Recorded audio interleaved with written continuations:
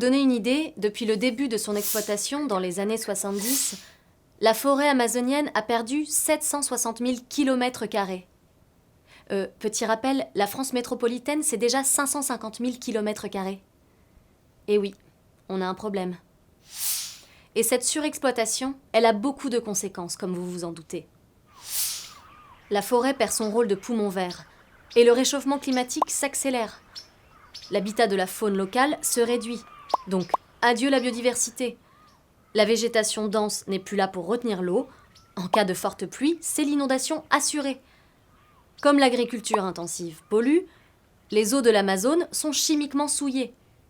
Et si vous mélangez la déforestation et la pollution, ça donne des inondations toxiques. Et enfin, il ne faut pas oublier les populations autochtones. Vous savez, ces gens qui vivent là depuis des millénaires et qui, lors de la déforestation, sont souvent brutalisés et chassés de leurs terres. Que peut-on faire aujourd'hui contre tout ça ? Eh bien, en 2005, le monde a enfin réalisé qu'à ce rythme, 40% de la forêt amazonienne allait disparaître dans les 20 ans.